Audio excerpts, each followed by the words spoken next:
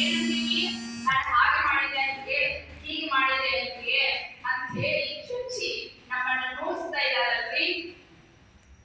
ಅದಕ್ಕನ ಬಸವಣ್ಣ ತಂದೆಯವರು ಹೇಳಿದ್ದಾರೆ, ಮಾಡಿದನೆಂದರೆ ಮನದಲ್ಲಿ ಇದ್ದರೆ ಏಳಿಸಿ ಕಾಡಿದ್ದು ಶಿವಯ್ಯರು. ಮಾಡಿದೆ ಏನಂತೀರಾ? ಹಾಗಾದ್ರೆ ಸಮಾಜಕ್ಕೆ ನಾವು ಮಾಡಿದ್ದೇನೆ ಮಾಡಿದ್ದೇನೆ ಮಾಡಿದ್ದೇನೆ ಮಾಡಿದ್ದೇನೆ ಅಂತಂದ್ರೆ ನಾವು ಯಾಕೆ ಎತ್ತಿ ತೋರಿಸ್ಬೇಕ್ರಿ? ನಮ್ಮನ್ನ ಈ ಭೂಮಿ ಮೇಲೆ ತಂದಂತಹ ಆ ದಿವ್ಯಾತ್ಮರು ನಾವು ಏನು ಮಾಡಿ ಹೋಗ್ತಾ ಇದ್ದೇವೆ ಅದನ್ನ ನಾವು ಧರ್ಮಗಳಿಗೆ ಬೆರಳ ಮಾಡಿ ತೋರಿಸಬಾರ್ದು. ಅಂತಹದನ್ನ ಶಿವಶರಣರು ಮೊದಲನೇದಾಗಿ ಕಟ್ಟಿಕೊಟ್ಟಂತದ್ದು.